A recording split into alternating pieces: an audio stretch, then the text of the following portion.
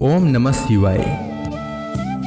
जिस प्रकार इस ब्रह्मांड का न कोई अंत है और न ही कोई शुरुआत, उसी प्रकार शिव अनादि हैं। संपूर्ण ब्रह्मांड शिव के अंदर समाया हुआ है।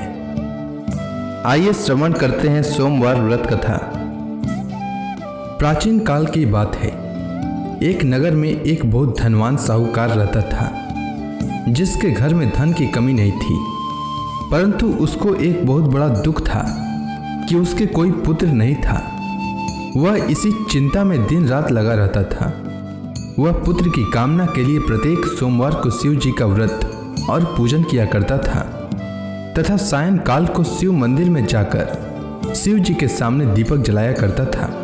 उसके इस भक्ति भाव को देखकर एक समय पार्वती जी ने शिव जी महाराज से कहा कि महाराज, यह साहूकार आपका अनन्य भक्त है और सदैव आपका व्रत और पूजन बड़ी श्रद्धा से करता है।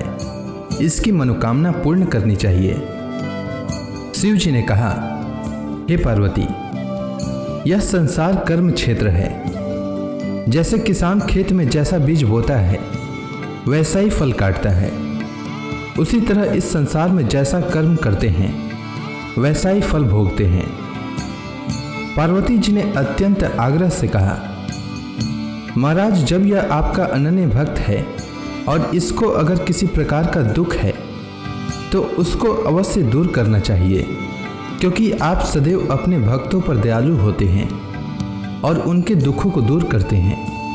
यदि आप ऐसा नहीं करेंगे तो मनुष्य आपकी सेवा तथा व्रत क्यों करेंगे। पार्वती जी का ऐसा आग्रह देख शिव जी महाराज कहने लगे, हे पार्वती, इसके कोई पुत्र नहीं है। इसी चिंता में यह अति दुखी रहता है। इसके भाग्य में पुत्र न होने पर भी इसको मैं पुत्र प्राप्ति का वर देता हूँ, परंतु यह पुत्र केवल 12 वर्ष तक जीवित रहेगा। इसके पश्चात वह मृत्यु को प्राप्त हो जाएगा। इससे अधिक मैं और इसके लिए कुछ नहीं कर सकता। यह सब बातें साहूकार सुन रहा था। इससे उसको न तो कुछ प्रसन्नता हुई और न ही कुछ दुख हुआ। वह पहले जैसा ही शिव जी महाराज का व्रत और पूजन करता रहा। कुछ काल व्यतीत हो जाने पर साहूकार की स्त्री गर्भवती हुई और 10वें महीने में उसके गर्भ से अति सुंदर पुत्र की प्राप्ति हुई। साहूकार के घर में बहुत खुशी मनाई गई, परंतु साहूकार ने उसकी केवल 12 वर्ष की आयु जानकर अधिक प्रसन्नता प्रकट न की और न ही किसी को भेद ही बताया। जब वह बालक 11 वर्ष का हो गया तो उस बालक की माता ने उसके पिता से विवाह आदि के लिए कहा, तो वह साहूकार कहने लगा कि अभी मैं इसका विवाह नहीं करूंगा, अपने पुत्र को काशी जी पढ़ने के लिए भेजूंगा।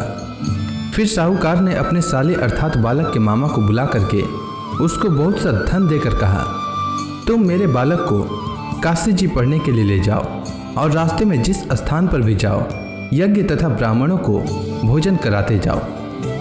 वह दोनों मामा भांजे यज्ञ करते और ब्राह्मणों को भोजन कराते जा रहे थे। रास्ते में उनको एक शहर पड़ा। उस शहर में राजा की कन्या का विवाह हो रहा था। दूसरे राजा का लड़का जो विवाह कराने के लिए बारात लेकर आया था, वह एक आंख से काना था। उसके माता पिता को इस बात को लेकर बड़ी चिंता थी कि कहीं वर को देखकर कन्या के माता पिता विवाह में किसी प्रकार की अड़चन पैदा न कर दें। इस कारण जब उसने अति सुंदर सेठ के लड़के को देखा तो मन में विचार किया कि क्यों न दरवाजे के समय इस लड़के से वर का काम चलाया जाए। ऐसा विचार कर वर के पिता ने उस लड़के और मामा से बात की तो वे राजी हो गए। फिर उस लड़के को वर के कपड़े पहनाकर तथा घोड़ी पर चढ़ाकर दरवाजे पर ले गए और सब कार्य प्रसन्नता से पूर्ण हो गया। फिर वर के पिता ने सोचा कि यदि विवाह कार्य भी इसी लड़के से करा लिया जाए तो क्या बुराई है। ऐसा विचार कर लड़के और उसके मामा से कहा, यदि आप फेरों का काम और कन्यादान के काम को भी करा दें तो आपकी बड़ी कृपा होगी और मैं इसके बदले में आपको बहुत कुछ धन दूंगा। तो उन्होंने स्वीकार कर लिया और विवाह कार्य भी बहुत अच्छी तरह से संपन्न हो गया।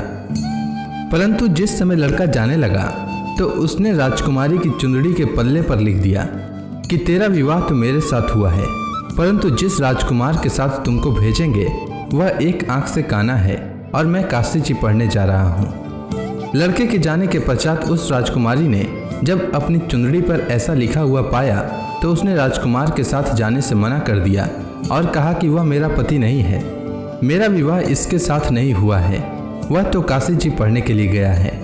राजकुमारी के माता पिता ने अपनी कन्या को विदा नहीं किया और बारात वापस चली गई।